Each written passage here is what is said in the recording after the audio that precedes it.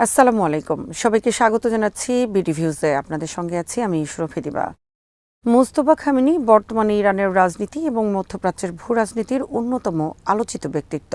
দীর্ঘদিন ধরে তিনি প্রকাশ্য রাজনীতির আড়ালে থেকেও ইরানের ক্ষমতার কেন্দ্রের সঙ্গে গভীরভাবে যুক্ত ছিলেন।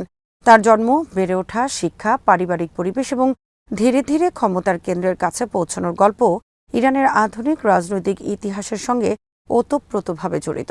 বিশেষ করে তার পিতা আলী খামেনি প্রায় 4 দশক ধরে ইরানের সর্বোচ্চ নেতা হিসেবে ক্ষমতায় থাকায় মোস্তফা খামেনির শৈশব ও কৈশোর কেটেছে এমন এক পরিবেশে যেখানে ধর্মীয় নেতৃত্ব, বিপ্লবী রাজনীতি এবং রাষ্ট্রীয় ক্ষমতার বাস্তবতা খুব কাছ থেকে দেখার সুযোগ ছিল।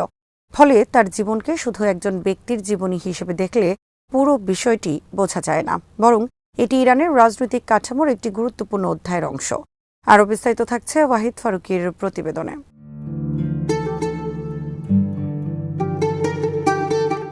মুজতবা খামেনি ১৯৬৯ সালে ইরানের উত্তর পূর্বাঞ্চলের গুরুত্বপূর্ণ ধর্মীয় শহর মাশহাদে জন্মগ্রহণ করেন। শহরটি শিয়া মুসলমানদের জন্য অত্যন্ত গুরুত্বপূর্ণ, কারণ এখানে অবস্থিত ইমাম রেজার মাজার, যা ইরানের অন্যতম প্রধান ধর্মীয় কেন্দ্র। এই শহর দীর্ঘদিন ধরে ধর্মীয় শিক্ষা, ধর্মতত্ত্ব এবং শিয়া ইসলামের গবেষণার কেন্দ্র হিসেবে পরিচিত। মুস্তফার পরিবারও এই ধর্মীয় পরিবেশের সঙ্গে গভীরভাবে যুক্ত ছিল। তার পিতা আলী খামেনি তখন একজন ধর্মীয় আলেম হিসেবে পরিচিত হলেও তিনি একই সঙ্গে শাহ সরকারের বিরুদ্ধে আন্দোলনের সঙ্গেও জড়িত ছিলেন। সেই সময় ইরান ছিল রাজনৈতিক অস্থিরতার মধ্য দিয়ে অগ্রসরমান একটি রাষ্ট্র। রাজতন্ত্রের বিরুদ্ধে অসন্তোষ বাড়ছিল এবং বিভিন্ন রাজনৈতিক ও ধর্মীয় গোষ্ঠী পরিবর্তনের দাবি জানাচ্ছিল।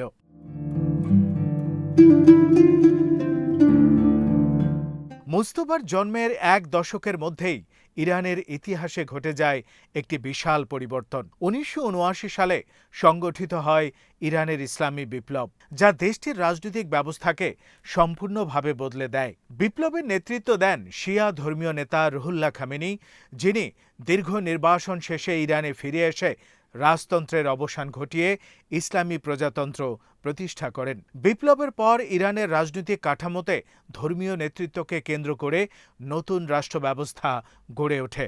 এই পরিবর্তনের ফলে আলী খামেনির মতো বিপ্লবী নেতাদের প্রভাব দ্রুত বৃদ্ধি পায়। মোস্তফা তখন শিশু হলেও তার পরিবার এই ঐতিহাসিক পরিবর্তনের কেন্দ্রবিন্দুতে অবস্থান করছিল।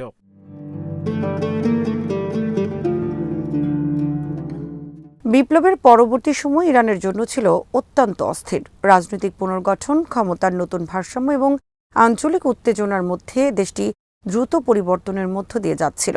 এই সময়ই শুরু হয় দীর্ঘ ও বিধ্বংসী ইরান ইরাক যুদ্ধ, যা ১৯৮০ থেকে ১৯৮৮ সাল পর্যন্ত স্থায়ী হয়।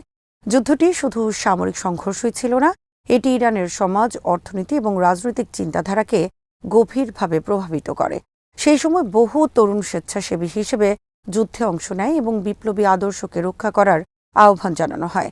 মোস্তফা খামেনি তখন কৈশোরে ছিলেন এবং এই যুদ্ধের সময়কার সামাজিক পরিবেশ তার রাজনৈতিক ও আদর্শিক দৃষ্টিভঙ্গির উপর প্রভাব ফেলেছিল বলে অনেক বিশ্লেষক মনে করেন।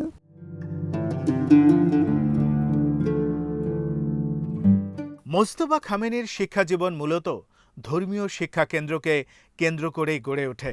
প্রাথমিক শিক্ষা শেষ করার পর তিনি শিয়া ইসলামী শিক্ষার অন্যতম গুরুত্বপূর্ণ কেন্দ্র কোমে পড়াশোনা শুরু করেন। কোম শহরটি ইরানের ধর্মীয় ও বৌদ্ধিক জীবনের কেন্দ্র হিসেবে পরিচিত। এখানে অসংখ্য হাউজা বা ধর্মীয় শিক্ষা প্রতিষ্ঠান রয়েছে, যেখানে শিয়া ফিক, ইসলামী দর্শন, ধর্মতত্ত্ব এবং ইতিহাস নিয়ে গভীর গবেষণা করা হয়।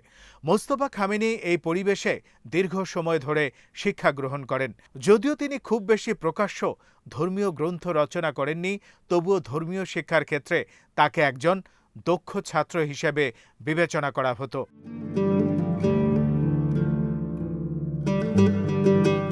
১৯ 1989 সালে একটি গুরুত্বপূর্ণ রাজনৈতিক পরিবর্তন ঘটে যখন ইরানের প্রথম সর্বোচ্চ নেতা রুহুল্লাহ খামেনি মৃত্যুবরণ করেন। এরপর দেশটির নেতৃত্বের প্রশ্ন সামনে আসে। সেই সময় ইরানের ধর্মীয় ও রাজনৈতিক নেতৃত্বের আলোচনার মাধ্যমে আলী খামেনিকে নতুন সর্বোচ্চ নেতা নির্বাচিত করা হয়। এই সিদ্ধান্ত ইরানের রাজনৈতিক ইতিহাসে একটি বড় মোড় এনে দেয়। আলী খামেনি সর্বোচ্চ নেতা হওয়ার পর তার পরিবারও স্বাভাবিকভাবেই রাষ্ট্রীয় ক্ষমতার খুব কাছাকাছি অবস্থানে চলে আসে। মুজতবা খামেনির বয়স তখন 20-র কোঠায়। এই সময় থেকেই তিনি ধীরে ধীরে ইরানের ক্ষমতার কাঠামোর অভ্যন্তরে সক্রিয় হতে শুরু করেন।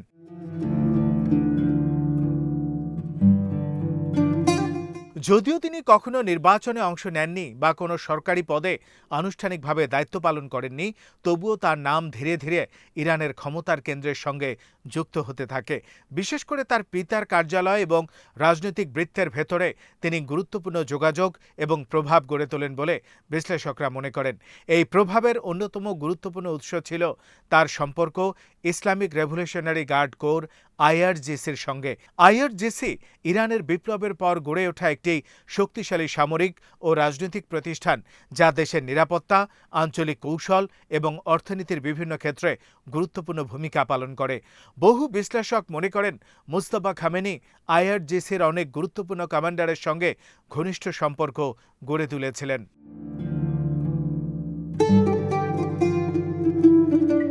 2009 সালে ইরানের প্রেসিডেন্ট নির্বাচনকে ঘিরে বড় ধরনের রাজনৈতিক সংকট তৈরি হয়। সেই নির্বাচনে মাহমুদ আহমেদিনেজাদের পুনর্নির্বাচনের ঘোষণা দেওয়ার পর বিরোধীরা ব্যাপক অনিয়মের অভিযোগ তোলে এবং দেশজুড়ে বিক্ষোভ শুরু হয়।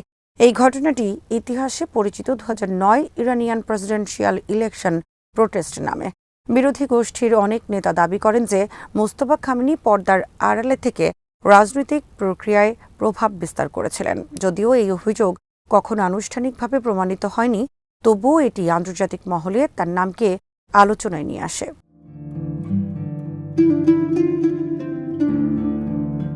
মুজতবা খামেনির ব্যক্তিত্বের একটি বিশেষ বৈশিষ্ট্য হল তার নীরবতা এবং প্রকাশ্য রাজনীতি থেকে দূরে থাকা। অনেক রাজনৈতিক বিশ্লেষক তাকে শ্যাডো ইনফ্লুয়েন্সার বা পর্দার আড়ালের প্রভাবশালী ব্যক্তি হিসেবে বর্ণনা করেছেন। তিনি খুব কমই প্রকাশ্যে বক্তৃতা দেন বা গণমাধ্যমে উপস্থিত হন। এর ফলে তার সম্পর্কে তথ্যও তুলনামূলকভাবে সীমিত। তবে যারা ইরানের রাজনৈতিক কাঠামো নিয়ে গবেষণা করেন তারা দীর্ঘদিন ধরে মনে করেন যে তিনি ক্ষমতার কেন্দ্রে একটি গুরুত্বপূর্ণ ভূমিকা পালন করে আসছেন।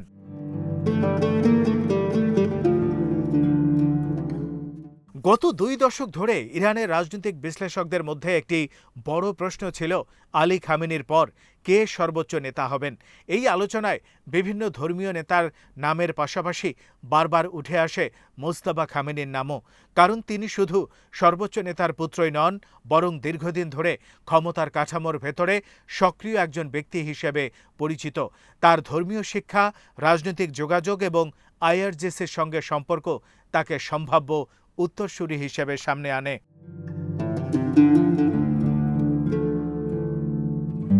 আন্তর্জাতিক ভূরাজনৈতিক পরিস্থিতিতে ইরানের নেতৃত্বের প্রশ্ন নতুন করে সামনে আসে। আঞ্চলিক সংঘাত, আন্তর্জাতিক চাপ এবং সামরিক উত্তেজনার মধ্যে দেশটির রাজনৈতিক নেতৃত্ব দ্রুত সিদ্ধান্ত নিতে বাধ্য হয়। এই পরিস্থিতিতে ইরানের সাংবিধানিক প্রতিষ্ঠান অ্যাসেম্বলি অব এক্সপার্টস গুরুত্বপূর্ণ ভূমিকা পালন করে। এই পরিষদে ইরানের সর্বোচ্চ নেতা নির্বাচন করার সাংবিধানিক ক্ষমতা রাখে। পরিষদের সদস্যরা আলোচনা করে নতুন নেতৃত্ব নির্ধারণ করেন এবং রাজনৈতিক ধারাবাহিকতা বজায় রাখার চেষ্টা করেন।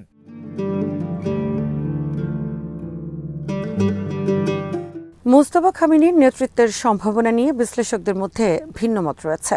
কেউ কেউ মনে করেন যে তিনি কঠোরপন্থী রাজনৈতিক ধারার প্রতিনিধিত্ব করেন এবং তার নেতৃত্বে ইরান আরও দৃঢ়ভাবে পশ্চিমা শক্তির বিরোধিতা করতে পারে। অন্যদিকে কিছু বিশ্লেষক মনে করেন যে নতুন নেতৃত্বের সামনে বাস্তবতা বিবেচনা করে কূটনৈতিক ভারসাম্য বজায় রাখার প্রয়োজন হতে পারে, কারণ ইরান বর্তমানে আন্তর্জাতিক নিষেধাজ্ঞা, অর্থনৈতিক চাপ এবং আঞ্চলিক সংঘাতের মতো বহু জটিল সমস্যার মুখোমুখি।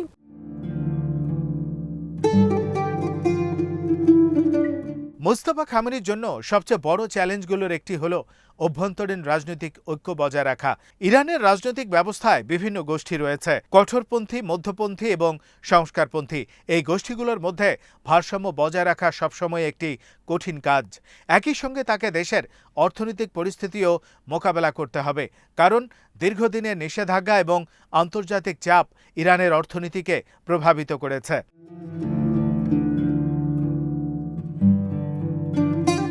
আঞ্চলিক রাজনীতিতেও ইরানের ভূমিকা অত্যন্ত গুরুত্বপূর্ণ। মধ্যপ্রাচ্যের বিভিন্ন সংঘাতে দেশটি সরাসরি বা পরোক্ষভাবে জড়িত হয়েছে। এই পরিস্থিতিতে নতুন নেতৃত্বকে শুধু অভ্যন্তরীণ রাজনীতি নয়, বরং আঞ্চলিক কৌশলও নির্ধারণ করতে হবে। ইরানের মিত্র গোষ্ঠীগুলো এবং প্রতিবেশী দেশগুলোর সঙ্গে সম্পর্ক বজায় রাখা তার জন্য একটি বড় দায়িত্ব হয়ে দাঁড়াবে।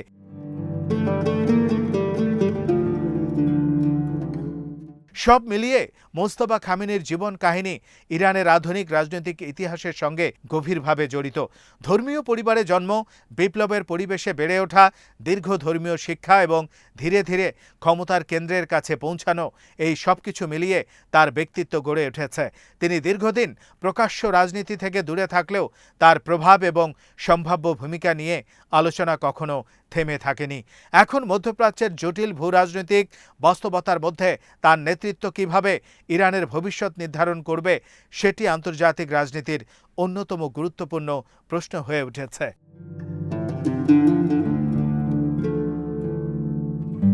আজ এখানেই শেষ করছি। সবাই ভালো থাকুন, সুস্থ থাকুন আর দেখতে থাকুন বিডি ভিউজ। চ্যানেলটি ভালো লাগলে সাবস্ক্রাইব করুন। সংযুক্ত থাকুন আমাদের ফেসবুক পেজে। আল্লাহ হাফেজ।